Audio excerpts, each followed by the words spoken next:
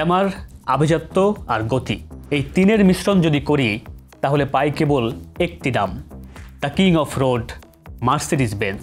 এই তো মাত্র 3 বছর আগে সেই 1955 সালে তৈরি হওয়া মার্সিডিজ বেঞ্জের 300 SLR মডেলের একটি গাড়ি নিলামে বিক্রি হয়েছে $142 মিলিয়ন, অর্থাৎ বাংলাদেশি টাকায় 1726 কোটি টাকারও বেশি।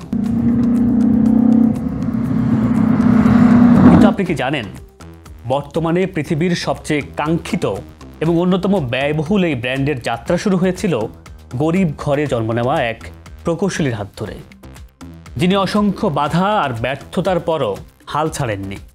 তৈরি করেছেন ইতিহাসের প্রথম মোটর চালিত গাড়ি। আজকের ভিডিওতে আমরা জানব মার্সিডিজ বেঞ্জের সেই অবিশ্বাস্য উত্থান পতনের গল্প। খুব অল্প বয়সে মারা যান মার্সিডিজ বেঞ্জের প্রতিষ্ঠাতা কার্ল বেঞ্জের বাবা, যার ফলে তাদের পরিবারে নেমে আসে চরম অর্থনৈতিক সংকট। কিন্তু বেঞ্জের মা থেমে যাননি, শত কষ্টের মাঝেও ছেলের পড়ার ব্যবস্থা করেছেন। অন্যদিকে বেঞ্জও ছিল মেকানিক্স আর কেমিস্ট্রিতে অসাধারণ মেধাবী, আর সে কারণেই বিশ্ববিদ্যালয়ের ভর্তি হওয়ার পরই তার মাথায় চাপে এক অদ্ভুত স্বপ্ন, তৈরি করবেন ঘোড়াবিহীন গাড়ি। বেঞ্জের বয়স তখন মাত্র 27।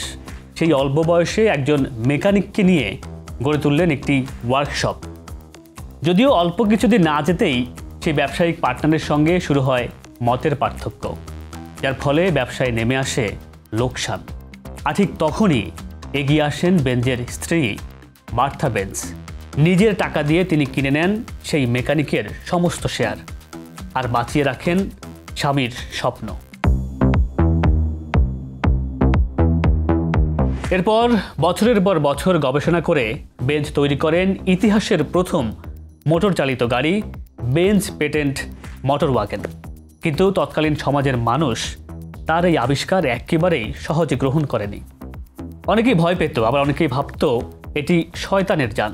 কিন্তু এসবের মাঝেই 1888 সালের এক ভোরে মার্থা বেঞ্জ তার স্বামীকে না জানিয়ে গাড়ি নিয়ে রওনা দেন 66 মাইল দূরের এক শহরে।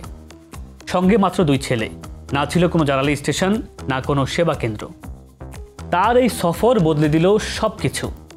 সেই প্রথম মানুষ দেখল মোটর গাড়ি বাস্তবে হতে পারে। সময়ের সাথে সাথে ধীরে ধীরে জনপ্রিয় হয়ে ওঠে বেঞ্জ কোম্পানি। তবে একই সময়ে প্রতিদ্বন্দ্বী হিসাবে হাজির হয় ডেমলার কোম্পানি, যাদের তৈরি গাড়ি ছিল বেঞ্জের তুলনায় আরও গতিময়, আরও আকর্ষণীয়। এরপর আসে ইতিহাসের এক নতুন মোড়। 1926 সালে 2 কোম্পানি একত্রিত হয়ে তৈরি করে ডেমলার বেঞ্জ কোম্পানি, আর গাড়ির নাম ঠিক করেন মার্সিডিজ বেঞ্জ।